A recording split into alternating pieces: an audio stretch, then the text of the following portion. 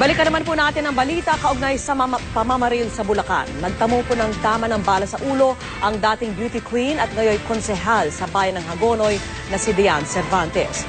Itinakbo na siya sa UST Hospital at live mula roon, may report ang saksing si Ivan Mayrina. Ivan? Vicky, nabaril ang isang beauty queen turned counselor ng Hagonoy, Bulacan pasado alas 7 ngayong gabi. Eksklusibo nga nakuna ng GMA News ang pagdating ng ambulansya rito sa UST Hospital sa Maynila.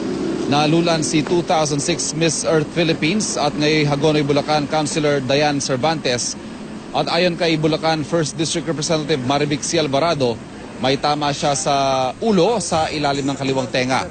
Ayon sa mga kaanak ng biktima, conscious naman ito pero hindi pa malinaw sa ngayon dahil wala pa tayo nakukuhang medical bulletin mula sa ospital at hindi pa natin alam kung ano ang o gaano katindi ang natamo nitong sugat kasunod ng pamamaril. Ayon sa pulisya, pauwi na raw sa kanyang tahanan ng biktima sa Hagonoy, Bulacan ng pagbabarilin ng dalawang hindi pa nakikilalang lalaki na sakay ng motorsiklo.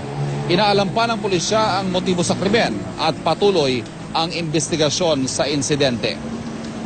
Sa tingin po ninyo, ano pong possible motive dito? Politically motivated? Meron po ba siya kinasasangkot ng controversial ngayon? May kaaway ba siya? Wala nga kaming maisip kasi napakabait na tao nito. At saka ito ay talaga naglilingkod sa mamamayan, sa bayan namin, sa Hagonoy.